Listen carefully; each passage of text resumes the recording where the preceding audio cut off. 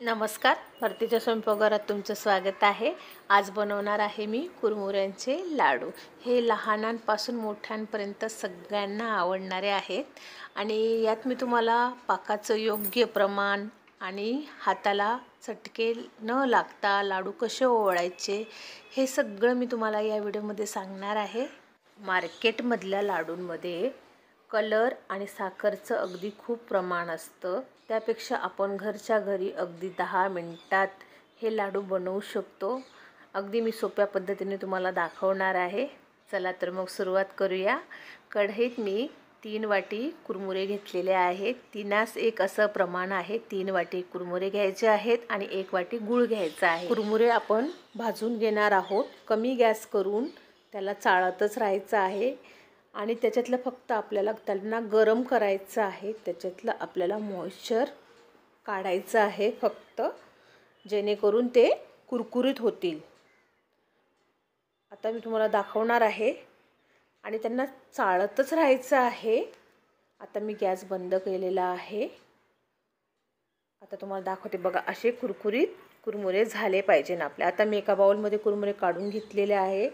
कढईत 1 चमच साजूक तूप टाकलेला आहे आणि 1 वाटी मी गूळ घेतलेला आहे। हा देसी गूळ घेतलेला आहे।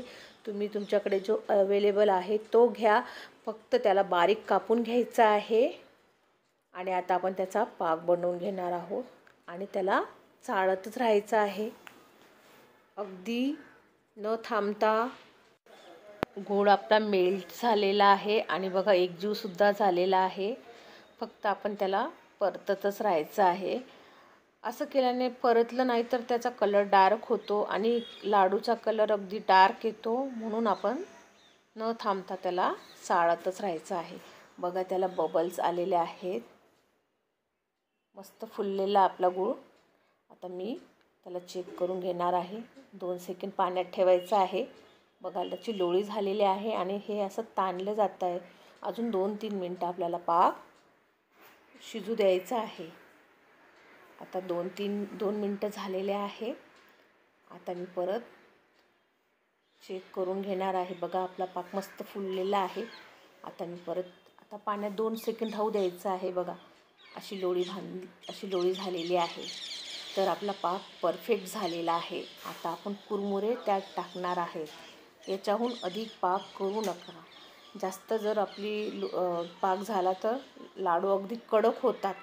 ही परफेक्ट पाक झालेला आहे आणि आता सगळे कुरमुरे मिक्स करून घेतलेले आहे आणि हाताला पाणी लावून लाडू ओळायचे आहे, जेणेकरून आपल्याला हाताला चटके बसणार नाही। बघा किती परफेक्ट, आणि लाडूला ओळताना दाबायचं नाही अगदी। आता बघा माझे सगळे लाडू ओळून झालेले आहे। हाताला पाणी लावून अलगद हाताने हळूवारपणे पटापट लाडू ओळायचे आहेत। ते गरम गरम असतानाच ओळायचे असतात, मग नंतर ते सेट होऊन जातात। आणि त्याच्यामध्ये आपण तूप टाकल्यामुळे लाडू अगदी चमकदार झालेले आहेत। अगदी मार्केटच्या लाडूहूनही सुंदर आपले लाडू बनलेले आहेत। अशा प्रकारे करून बघा, अगदी कुरकुरीत आपले लाडू झालेले आहेत। आणि माझी पुढची रेसिपी मुखवास आहे, ती बघायला विसरू नका आणि लाईक आणि